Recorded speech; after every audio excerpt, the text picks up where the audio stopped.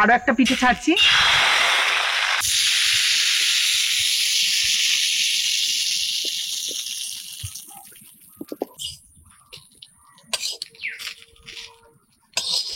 কত সহজে উঠে এলো আর কত সুন্দর দেখতেও লাগছে।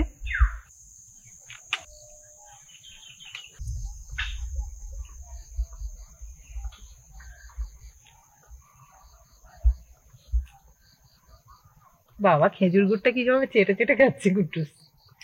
আচ্ছা হয়েছে হয়েছে। নমস্কার বন্ধুরা, আমি সাবিত্রী। ভিলস রই চ্যানেলে সবাইকে স্বাগত জানিয়ে চলে এলাম রান্নাঘরে। আর আজ আমি তোমাদের সাথে শেয়ার করব চালের সরু চাকলি পিঠা। আর এই পিঠাটা একদম কম সময়ের মধ্যে এবং খুব কম উপকরণে একদম সহজ পদ্ধতিতে বানিয়ে দেখাবো। আর এটা কিন্তু চাল ও ডাল মিশিয়েও বানানো যায়, সেটা খেতেও বেশ ভালো লাগে। আমাদের বাড়িতে বেশিরভাগ সময় হয়ে থাকে। তবে শুধুমাত্র চাল বাটা দিয়েও কিন্তু বেশ ভালো সরু চাকলি বানানো যায়। আর এটা কিন্তু খেজুর গুড়ের সাথে একদম জমে যায়। আজকে আমি নিজের হাতে শিলনোড়াতে চাল বেটে তারপরে সরু চাকলি বানাবো। আর হ্যাঁ, এই চাল বাটাটা কিন্তু অবশ্যই এই শিলনোড়াতে বেটে দিতে হবে, তাহলে বেশি ভালো হয়, মানে তার স্বাদটা একদম অন্যরকম হয়। আর খুব সুন্দরভাবে কিন্তু সরু চাকলি পিঠেগুলো ওই কড়া থেকে উঠে যায়। তো চলো শুরু থেকে শেষ অবধি ভিডিওটা দেখো, আশা করি তোমাদেরও ভালো লাগবে।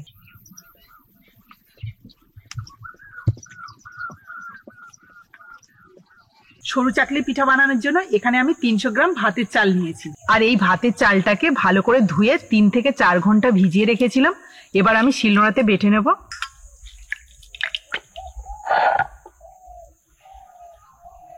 অল্প করে নিয়ে নিলাম। এবারে আমি একটু শুকনো শুকনো করে বেটে নেব।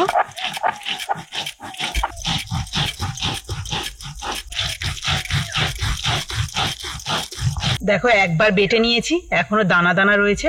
আমি একদম মিহি করে বেটে নেব।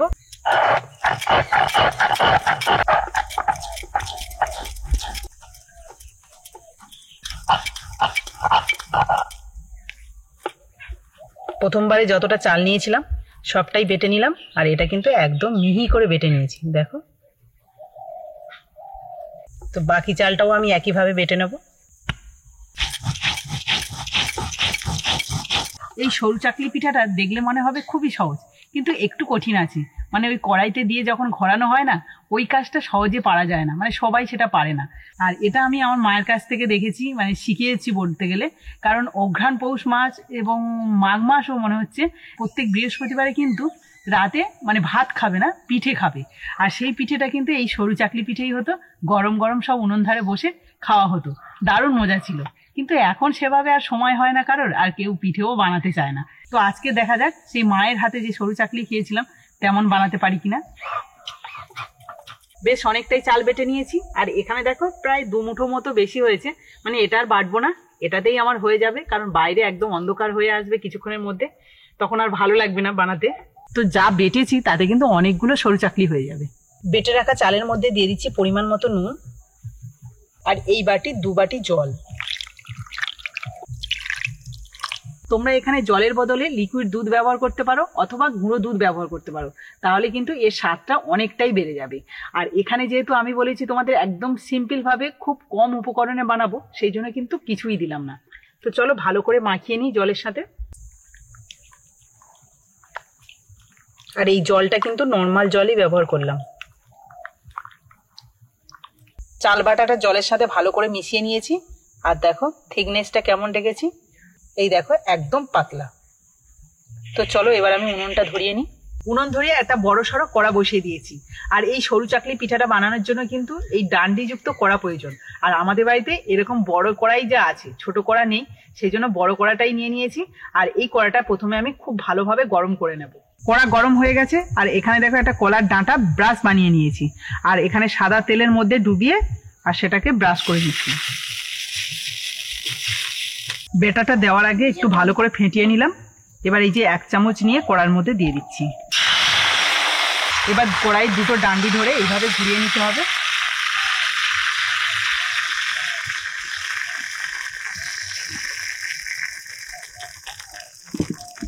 কিছুক্ষণের জন্য ঢাকা দিয়ে দেবো।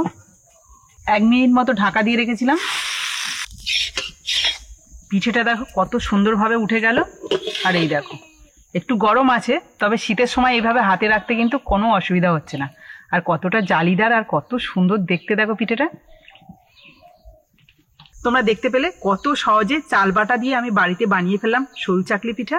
আশা করছি তোমরা যারা পারো না সরু চাকলি পিঠা বানাতে, আমার এই পিঠাটা দেখে কিন্তু বানাতে পারবে। তো চলো প্রত্যেকটা আমি এইভাবে বানিয়ে নিই।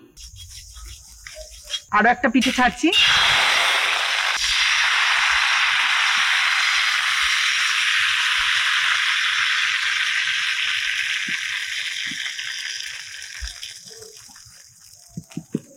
ঢাকা দিয়ে দিলাম।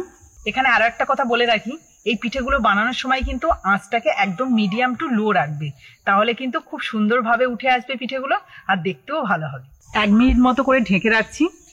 আর এটাকে আমি কড়াইতেই ভাঁজ করে নেব।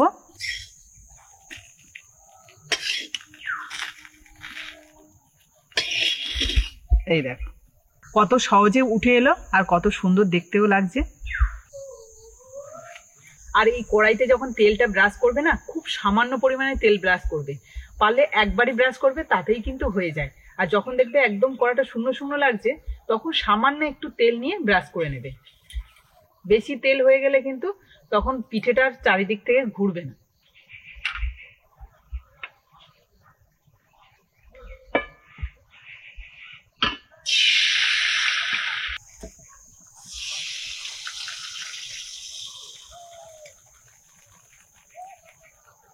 এইভাবে ঘোরাতেও কিন্তু বেশ ভালো লাগে।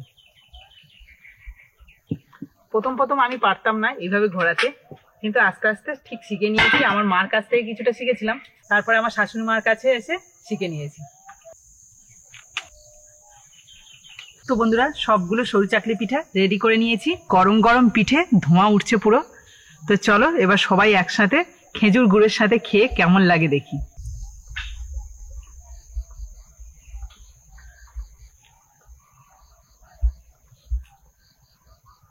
বাবা, খেজুর গুড়টা কিভাবে চেটে চেটে খাচ্ছে গুট্টুস। আচ্ছা, হয়েছে হয়েছে।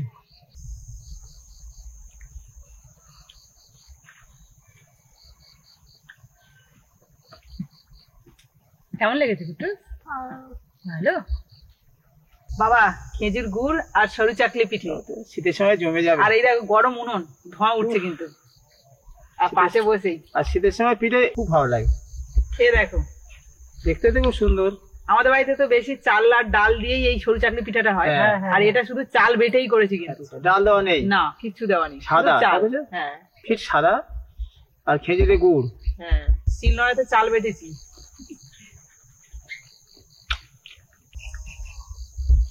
আমি পিঠে গুড় তো খাচ্ছি, বন্ধুরাও দেখতে পাচ্ছে যে কাকু পিঠে গুড় কেমন সুন্দর করে খাচ্ছে, অসাধারণ। মা, এই শীতের সময় গুড় পিঠে হলে কান্না ভালো লাগে। খুব সুন্দর হয়েছে। আমাদের আজকে মাঠে ধান ঝাড়ানো হয়েছিল। আগে তো মেশিনে কাটা হয়েছে, আর কিছুটা ছিল সেটা আজকে ঝাড়ানো হয়েছে। তাই আমি বাড়িতে ঠিক করলাম যে মাঠে গেছে যেহেতু, আর বাড়িতে একটু পিঠে বানালে, বাবা তো পিঠে খেতে ভালোবাসে, তাহলে সবাই মিলে এই সন্ধ্যের সময় পিঠে খেতে বেশ ভালো লাগবে। বাবা, ভালো লেগেছে তো? এই উনুন ধারে বসে খুব ভালো লাগছে, গরম গরম গায়ে লাগছে, আর এদিকে গুড় আর পিঠে খাওয়া হচ্ছে। আর হ্যাঁ, বাবা কিন্তু চাদর গায়ে দেয়নি, একটা কালারফুল জামা পরেছে। এই বন্ধুদের দেখাবো বলে, আমাদের শীত লাগছে না, শীত পড়েছে। কেমন লাগছে অবশ্যই কমেন্টে জানাবে। কিন্তু বাবা একটা কালারফুল জামা পরেছে, আর কুট্টুসও কিন্তু গ্রিন কালারের জামা পরেছে। আমরা তো এই পর্যন্ত করে অন্তত 3-4 বার পিঠে খাওয়া হয়ে গেছে। এখনো কিন্তু আমাদের পৌষ পিঠে, মানে পৌষে পিঠে মাগে খায় বলে। হ্যাঁ, অনেক দিন।